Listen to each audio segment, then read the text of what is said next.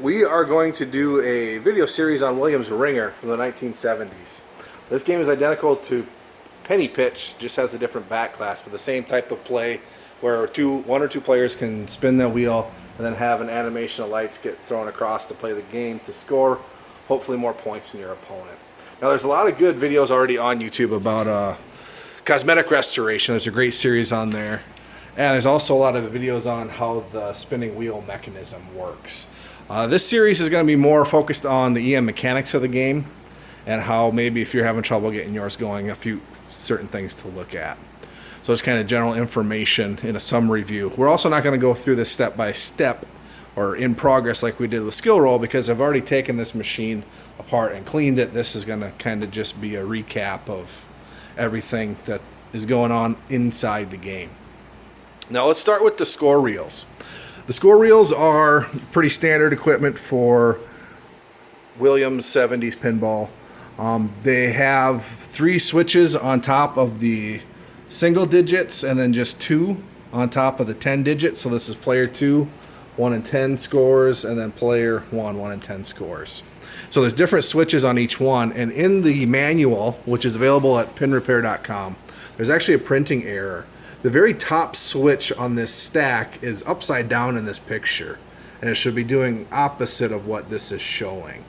And then up here they also tell us that these 3 switches, the top 2 are 0 switches that help the game reset, and one needs to open and one needs to close at 0. We'll show that here in a bit. But then the very bottom switch is actually for the 9th position. When you have 9 points on the one reel, you need to get the 10 to roll over on the next one.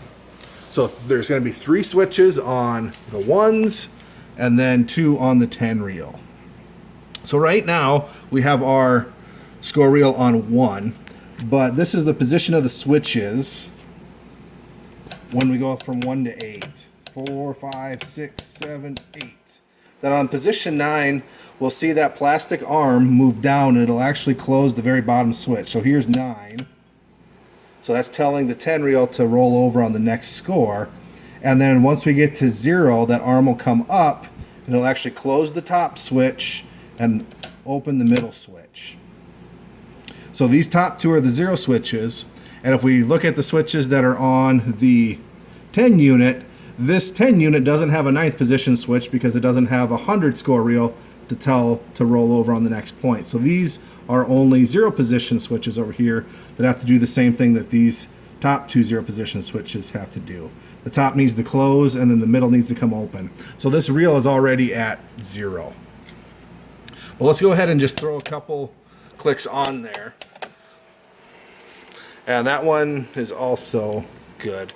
But the same thing for player 2, it's identical to player 1 for those switches. Now the circuit boards, they're on the back side of these. This is all for the high score. And then the high score adjustment in the back box, this is where you can adjust the points that qualify a high score.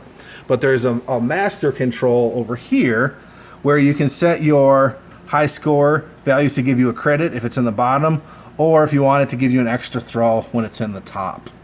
So you can set whatever point values you want as a high score. I think the stock is 15 and 21. So on this jumper, everything on the right has no wires coming off of the Jones plug, so that's just storage. But all the wires are plugged into the left. And here's a little guide that tells you what each one does. So there's 4 different colors here, where the black is for 1 to 10 points, red is for up to 20, and then blue is for up to 30, and then yellow is up to 40. Now again, there's a mistake in the manual where they're showing us this high adjustment score. It's technically rotated 90 degrees. So actually if we wanted to do that, it'd be in the game like this. But the colors here are correct for red, blue, and yellow, but they have G for green saying high score is a 40 to 50. That actually should be a black and it should be 0 to 10. So you don't have a green for 40 points plus, where 40 points is a monster score on Ringer, but you do have a black series of plugs for 0 to 10. So that's how you can adjust your high score. Now each one of these from the factory, they just give you 2, like there's 2 jumpers off of red, so you could set 2 individual scores from that 11 to 20 range. And the same thing for the other colors. If you wanted more than 2 within that range, you'd have to solder your own jumpers on. But if you've gone through and cleaned up your score reels and you wanted to test if they're working, and maybe if the rest of the machine is having trouble doing a full reset, there is a way that you can test the score reels just by themselves. If we come down to the score reset reel, which is right below player 2, there's 4 switches here, and each one of these switches pulses one of the score reels as the score motor is spinning. So the score motor engaging will pulse this, which will then pulse these until they get to 0. And then once those switches, one closes and one opens on each reel, that will tell the game that the score reels are at 0. But one way you can test this is I'm just going to sit here and tap this relay with my finger, and it will actually pulse each one of these score reels, and they'll stop when they get to 0. So once they're at 0, that no longer advances the score reels.